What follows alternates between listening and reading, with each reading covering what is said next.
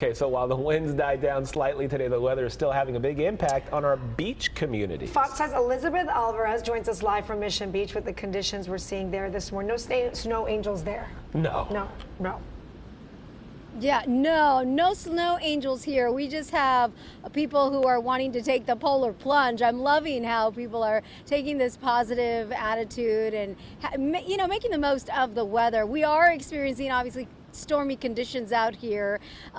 Not as bad compared to yesterday when when the high surf and those strong winds slammed our San Diego coastline. But this stormy weather has certainly not kept people from coming to the beach.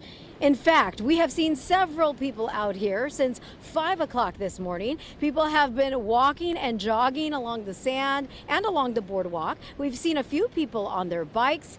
All this while it has been raining off and on under very cold temperatures. We even saw, as I mentioned, some folks take a dip in the ocean, like Mike and David, who are from out of town.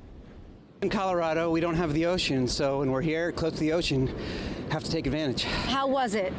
Exhilarating and a good way to start the day.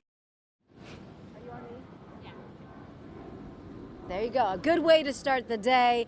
So out here we do have those stormy conditions. The water temperature, I asked Christy Russo, she says it's between 55 and 58. So for Mike and David and the other few folks who went into the water, including a guy out here, he's a little further back, so it might be hard to see him from your vantage point. I can see him. He is surf fishing right now. And so the water temperature, 55 to 58 degrees. It's probably about the same out here. If not, it's probably warmer in the water. Nonetheless, on a serious note, San Diego lifeguards want to make sure that you are safe and that you are not swimming or surfing during these stormy conditions. We've got a lifeguard truck already out here starting to patrol. We are live this morning in Mission Beach, guys. We'll send things back to you. All right, Elizabeth, thank you.